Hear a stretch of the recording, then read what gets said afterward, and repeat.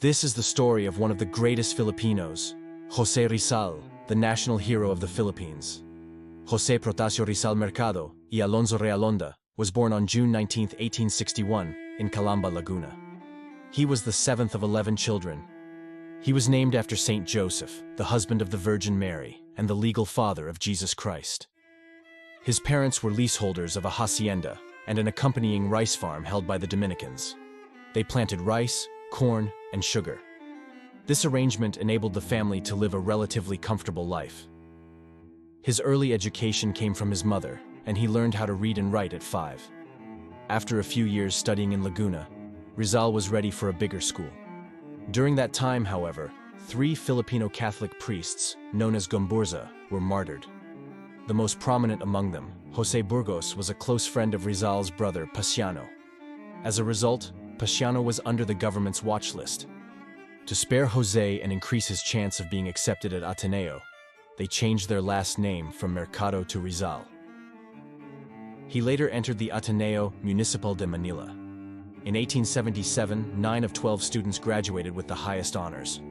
One of them was Jose Rizal. He enrolled at the University of Santo Tomas in a preparatory course for law. But shortly after, when he learned that his mother was having problems with her eyes, Rizal switched to medicine. While in UST, Rizal was one of 4 students allowed to take both medicine proper and its preparatory course simultaneously. This showed the school's appreciation of Rizal's intelligence.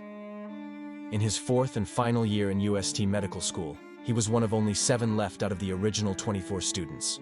He ended the year in 2nd place. It was during Rizal's stay in UST that he met Leonor Rivera, reputedly his first and greatest love. But soon, Rizal would leave her and the Philippines.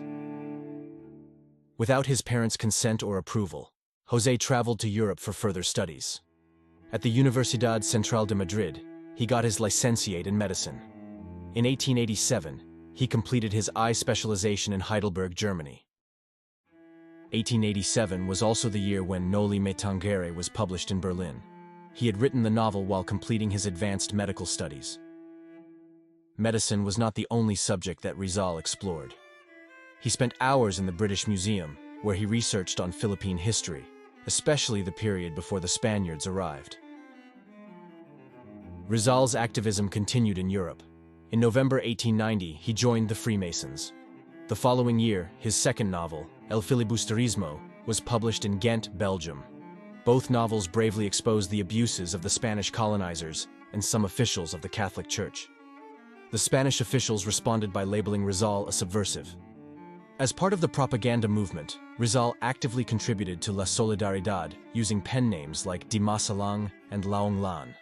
He became associates with other heroes such as Marcelo del Pilar and Antonio Luna. In one famous episode, Luna challenged Rizal to a duel because of a woman named Nelly Busted. Fortunately, Luna cooled down before the duel happened and apologized. In 1892, Rizal returned to the Philippines and founded La Liga Filipina, a progressive organization advocating for peaceful reforms. The Spanish authorities, however, met his actions with suspicion and hostility. He was already declared an enemy of the state because of his 2 novels, and he was exiled to Dapitan in Mindanao from 1892 to 1896. Around this time, the Dominicans took control of land in Calamba, displacing families including Rizal's. Thus he explored the idea of forming a new settlement in Borneo, to be called New Calamba. But the Spanish authorities rejected the idea, fearing that Filipinos could use it as a springboard for rebellion.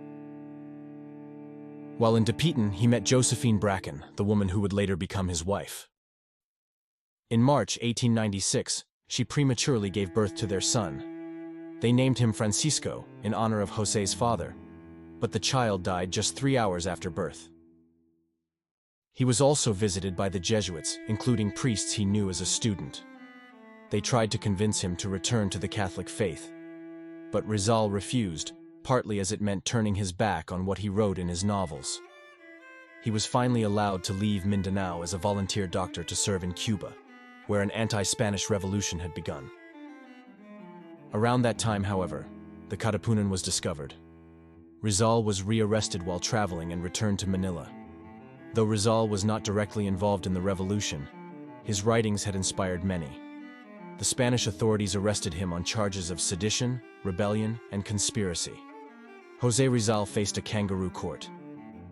Several witnesses gave false testimonies after brutal torture. The Spanish also arrested Rizal's own brother, Paciano, but he refused to testify against José. After a quick trial, Rizal was sentenced to death. On December 30, 1896, he was executed by a firing squad at Bagumbayan, now known as Luneta Park. Despite the government's commitment to deliver the body to the family, Rizal's corpse was buried in an unmarked grave. In 1912, his remains were formally buried at the Rizal Monument in Luneta. Rizal's martyrdom ignited the flames of the revolution, eventually leading to Philippine independence. Today, he is remembered as a national hero. His legacy lives on. If you stayed around this far, thank you for watching. Don't forget to post your comments. Please click like and subscribe to support our channel.